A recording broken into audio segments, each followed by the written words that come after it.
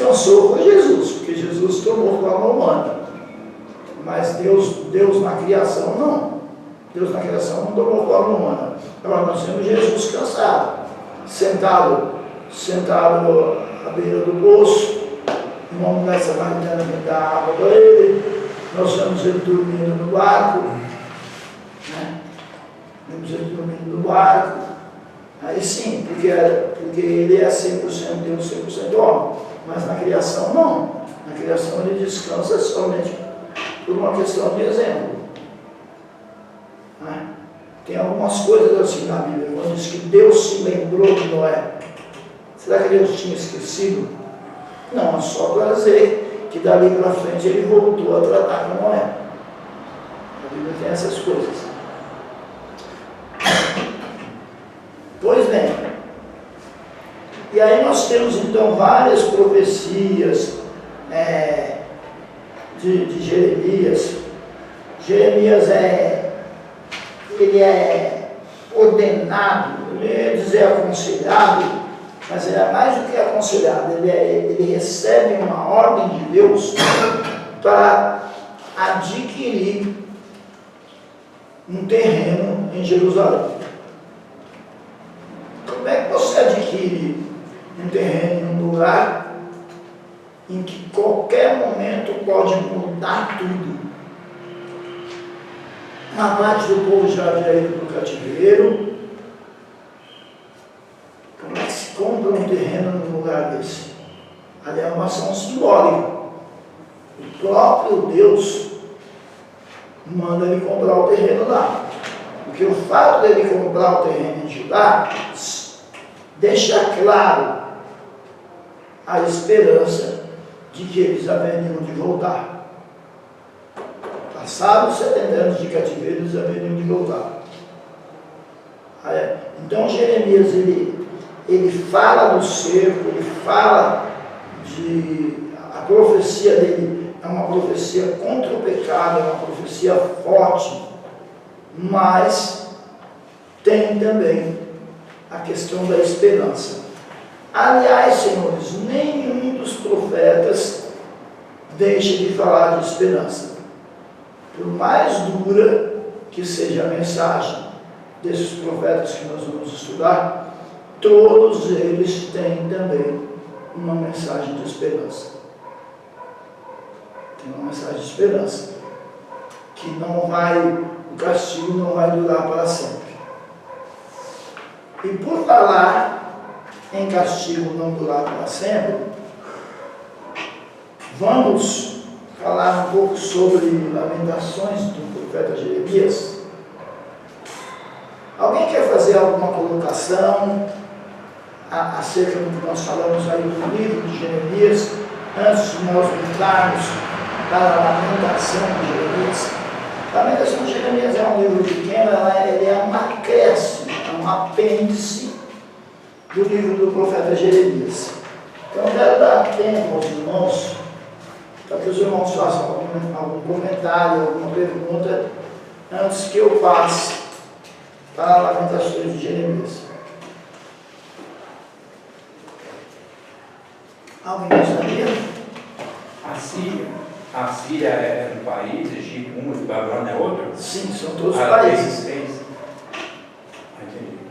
Quer dizer que a Babilônia, o Egito quis invadir a Síria, mas a Babilônia tinha invadido primeiro. Tá, vamos recapitular, não tem problema. Quando, em 626, a Assíria era poderosa. A Síria, não é a Síria, a Síria embaixo. Síria. Isso aqui eu vou só como exemplo. Então é a mesma? Não. Diferente. Então vamos melhorar isso. Vamos melhorar. Síria. Vamos melhorar então. Quem invadiu o reino da Síria? Então vamos lá. Vamos melhorar então.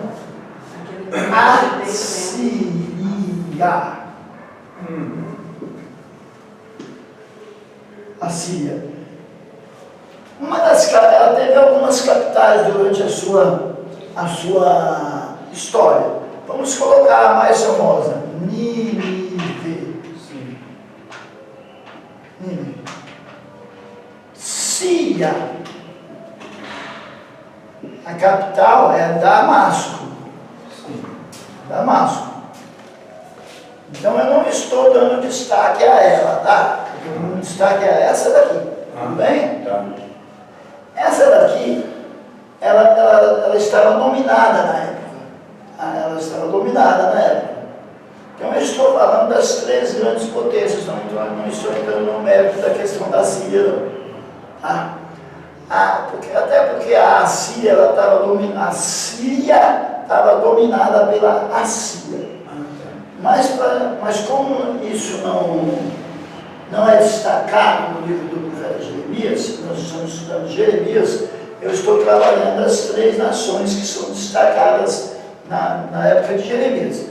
Então, Jeremias, na época de Jeremias, até 626 mais ou menos, a Síria está bem forte.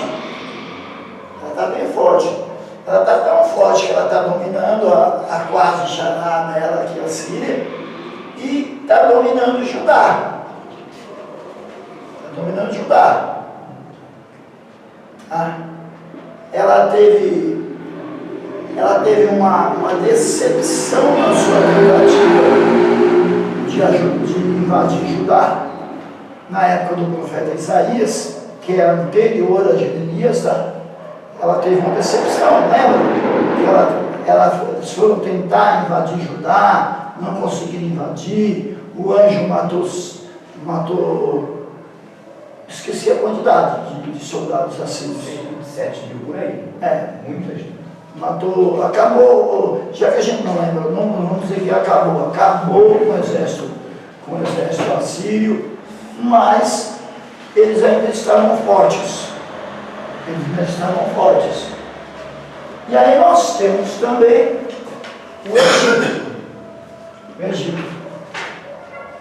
Egito, o faraó era Neco. O que ele queria fazer? Gente, aqui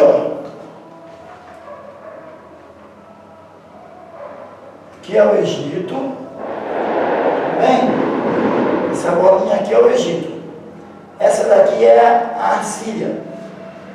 Bom, o faraó Neco queria sair daqui, passar aqui por essa bolinha que é Judá, para chegar aqui na Assíria. Tudo bem? Tudo bem até aí, minha gente? Sim. Porque se ele chegasse aqui na Síria, ele dominava tudo que estava na mão dela.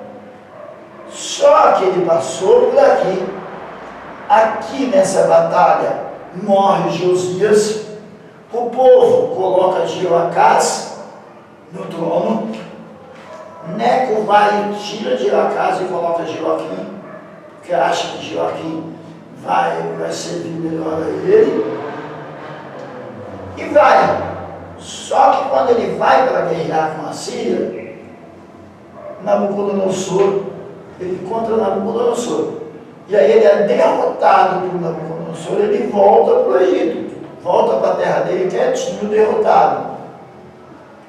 E Nabucodonosor fica com tudo que estava na mão da Síria, inclusive Judá, que havia momentaneamente passado da mão da Síria para a mão do Egito. Fica tudo debaixo das mãos de Nabucodonosor. E aí, o faraó Neco morreu, mas o faraó que vem depois dele não é bobinho para querer ir para cima de Nabucodonosor, que ele sabe que não vai poder com Nabucodonosor. O que ele começa a fazer? Ele começa a arrumar intriga, jogar a Síria, que já está caída, e Judá contra Nabucodonosor, para se juntar todo mundo e tentar se libertar de Nabucodonosor. E Jeremias profetiza que não deve fazer isso, porque é a vontade de Deus que o povo se submeta a Nabucodonosor, cumpra o seu castigo. Fica quietinho aí, cumpra o seu castigo. Mas eles não acatam as profecias de Jeremias, é quando Jeremias vai preso, quando Jeremias é considerado traidor, é quando ele vai para o fosso e precisa Abimeleque tirar ele do fosso e tal. É nessa época aí que acontece tudo isso, tá bom? Porque eles não dão ouvidos às profecias de Jeremias. Melhorou? Sim. Gente, isso tudo, tem livros que falam sobre isso, mas o próprio texto bíblico fala. O que a gente não pode fazer? É ler o texto bíblico já fazendo a aplicação direta para os dias de hoje. Aí vê uma chuva lá, vê um terremoto, já aplica direto para os dias de hoje. Não, gente, você entende primeiro a história lá, para depois você pegar a história e aplicar a sua vida, aplicar os dias de hoje. Entende primeiro a história lá. O povo deixa de entender, porque o povo já vai para a Bíblia procurando respostas para as coisas de hoje. Entende primeiro o que aconteceu lá na época. Entende primeiro o que aconteceu lá na época. O povo de Amós, capítulo 4, lá fala que choveu num lugar, em outro não. O povo já fala, por isso que no Brasil chove aqui no sul, lá no norte não chove. Peraí, minha gente, vai devagar. Entende o texto lá primeiro, para depois aplicar aqui. Porque senão depois complica tudo. Tá? Quando forem ler, não já leiam pensando direto em agora. Entendam primeiro lá, para depois aplicar aqui. Porque é tão bem explicado, é tão fácil. É tão fácil. Existem bons livros, mas está tão fácil no texto que quase que não há necessidade de livros de apoio. Tem livros de história de Israel muito bons que falam sobre isso, mas o texto ele lido devagar, ele é claríssimo, principalmente Jeremias. O único problema de Jeremias é que ele não está as profecias não estão em ordem cronológica. As profecias não estão. Mas se você prestar atenção na história, dá para você entender a ordem cronológica. Ler junto com o livro dos reis, que aí dá para entender isso direitinho. O rei que foi tirado, o rei que foi colocado. Né? Mas a aplicação para nós é que nós temos que ficar debaixo da vontade de Deus. Temos que ficar debaixo da vontade de Deus. Melhorou? Então tá bom. Então vamos lá. Abordagem ao livro de Lamentações. Esse livro, ele é um adendo, é um acréscimo do livro do profeta Jeremias. O nome bonito que se dá para isso é apêndice, é um apêndice do livro de Jeremias.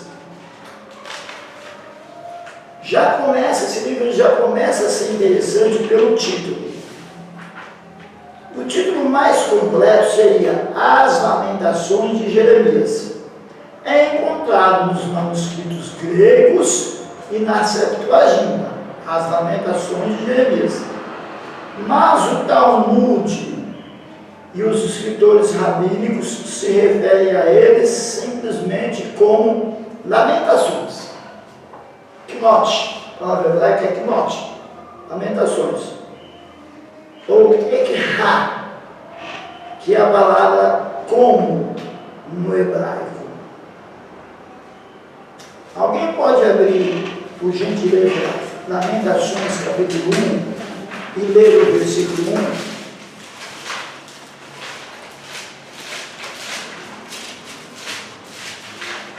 Lamentações, capítulo 1, leia o versículo 1, por favor. Como está sentada a solitária aquela cidade, antes tão populosa, tornou-se como viúva, a que era grande entre as nações, a que era princesa entre as províncias, tornou-se tributária. Olha que coisa. Olha como é que já começa. Repete para mim.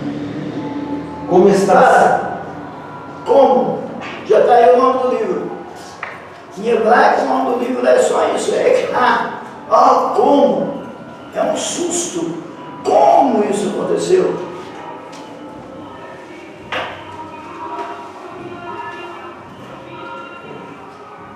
Seria legal que tivesse. Não, inclusive, eu não sei na Bíblia de vocês, mas na minha tem um ponto de exclamação. Tem ponto de exclamação? Então tá, quando tem um ponto de exclamação, a gente vê assim: como se acha solitária a cidade dantes tão populosa? Porque esse ponto de exclamação, gente, ele é alegria, ou é tristeza, ou é um susto. Ele não está aqui por estar. O texto original não tem pontuação, tá? Sem pontuação. Mas quem foi traduzir, leu e entendeu e soube que trata-se de um susto. Como se acha solitária aquela cidade dantes populosa? É uma lamentação. Como isso foi acontecer? O título hebraico.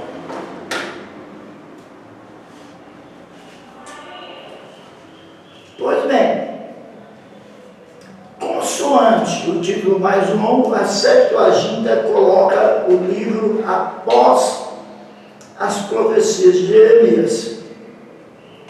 Usa o nome mais longo, as Lamentações do profeta Jeremias, e coloca depois do livro de Jeremias, tal como em nossas versões em português.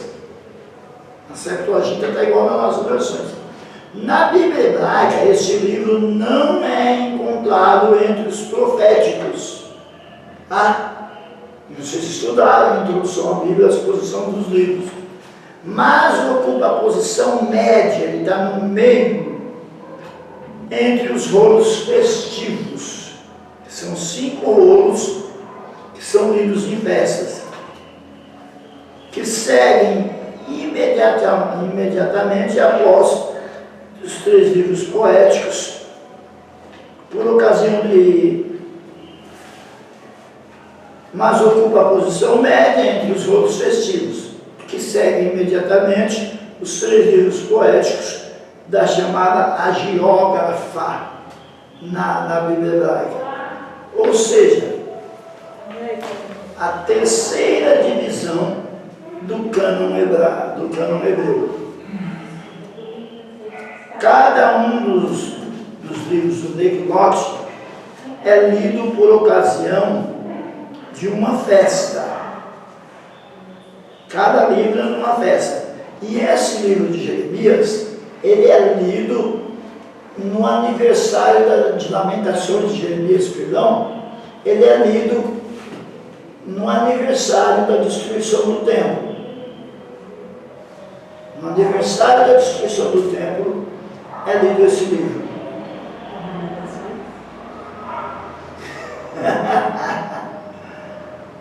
É lido esse livro no aniversário da destruição do templo.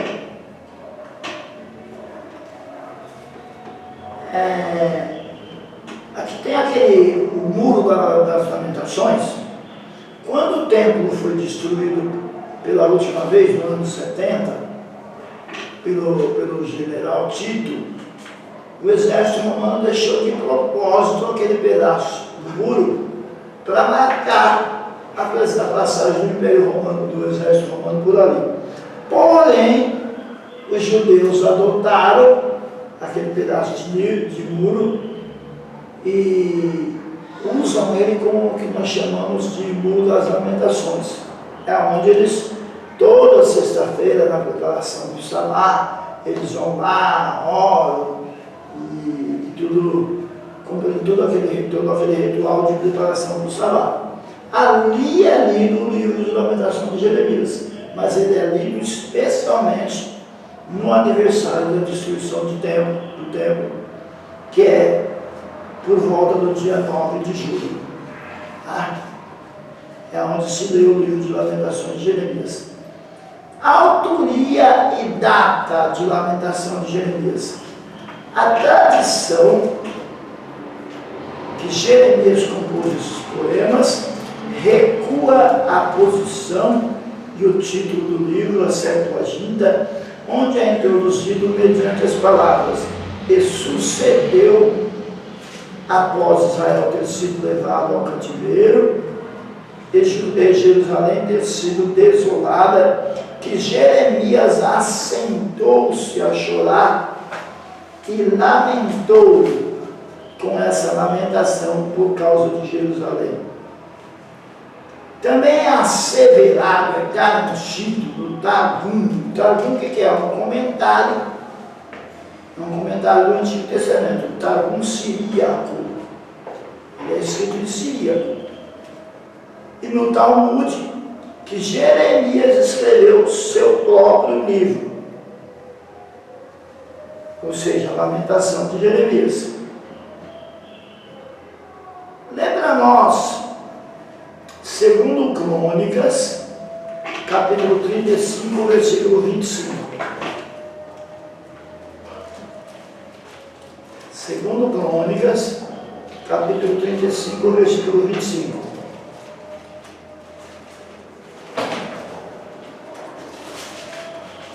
E Jeremias fez uma lamentação sobre Josias.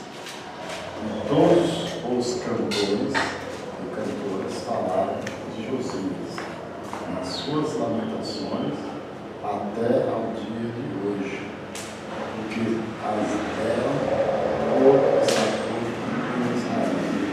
E eis que estão escritas na coleção de lamentações. Então já era um costume escrever-se lamentações. Já era um costume. Não é só o livro de lamentações. Aí, segundo Crônicas, aí, declara que ele escreveu uma lamentação. Obrigado. Declara que ele escreveu uma lamentação sobre a morte do rei Josias. Então, desse profeta, ou seja, de Jeremias, por causa da morte do rei Josias. E ali se acha escrito em Lamentações, e foi registrado e ficou como estatuto em Jerusalém, em Israel. Lembra nós, Lamentações, capítulo 4, verso 20. Lamentações 4? 4, 20. 4 e 20. O fôlego das nossas narinas, o ungido do Senhor, foi preso nas suas covas. Dele dizíamos, debaixo da sua sombra, viveremos entre os gentios. O ungido que ele está falando aí é Josias. Ele está lamentando a morte de Josias. Ele está dizendo, olha, com a morte dele veio também a notícia de que nós viveríamos entre os gentios. Pode repetir para mim, por favor? O fôlego das nossas narinas, o ungido do Senhor, foi preso nas suas covas. Dele dizíamos, debaixo da sua sombra, viveremos entre os gentios. Olha aí. Ele morreu, e após a morte dele, nós vamos para o cativeiro, viveremos entre os gentios.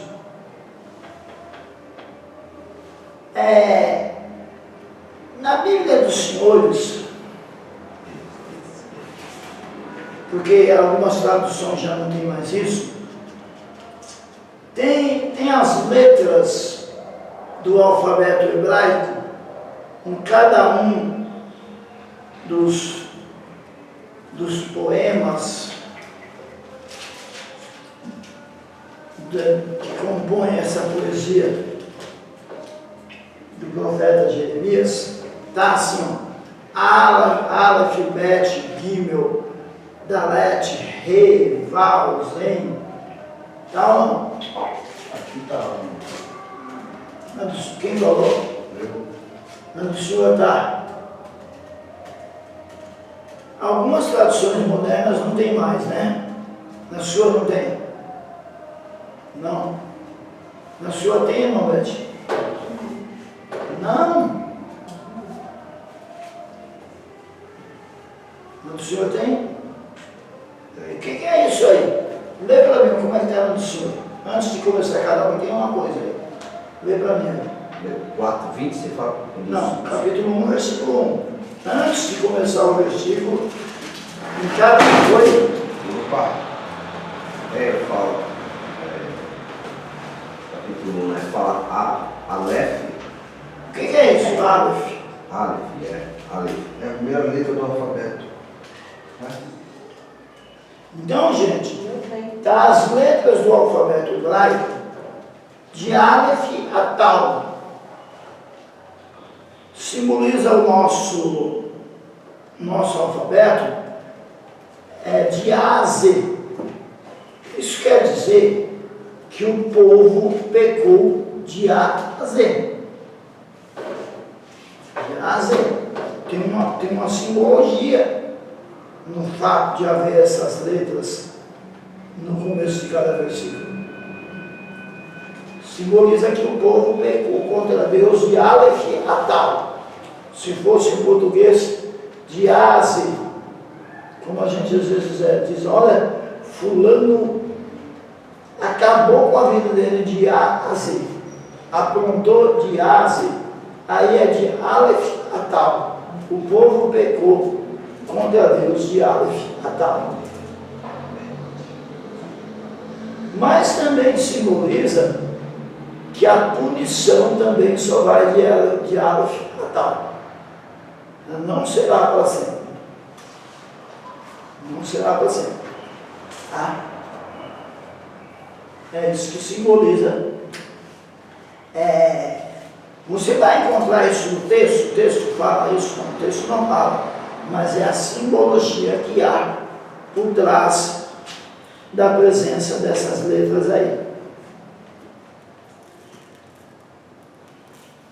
Autoria e data. A tradição que Jeremias compôs esse poema recua a posição ao título do livro na Septuaginta, onde é traduzido mediante as palavras: e sucedeu, pois, após Israel ter sido levado e Jerusalém ter ficado desolada, que Jeremias sentou-se a chorar e lamentou com essa lamentação por causa de Jerusalém. Isso está nesses documentos, no Targum siríaco e no Talmud. Pois bem, por consequente, muitos consideram que o autor do livro de Lamentações tenha sido um contemporâneo mais jovem de Jeremias. Então lá vem os liberais querer mudar a autoria, dizer, não foi Jeremias que escreveu, foi outro, o qual a semelhança dele fora testemunha ocular das entristecedoras calamidades que sobreviveram por ocasião da captura efetuada pelos exércitos da Babilônia entre 587 e 586. Então, não tem por que não ser Jeremias. Por que não seria Jeremias se ele mesmo optou por ficar com o povo dele até o fim?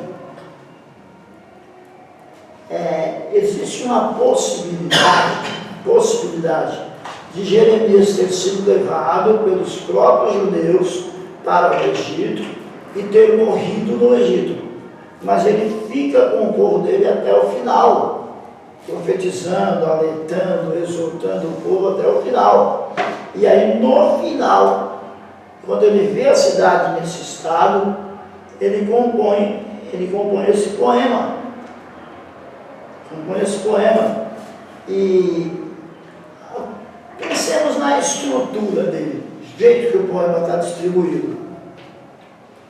Os comentários rabínicos se referem aos 7 acrósticos e pode ser observado de imediato. Cada capítulo tem 22 versículos que correspondem ao número e à ordem das letras do alfabeto hebraico.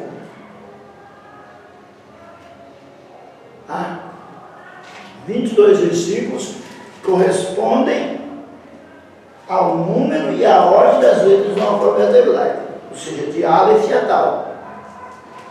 Fazendo exceção ao capítulo 3, que possui 66 versículos, no qual cada letra sucessiva conta com 3 versículos dedicados à mesma, em lugar de um versículo. É repetido 3 vezes no capítulo 3.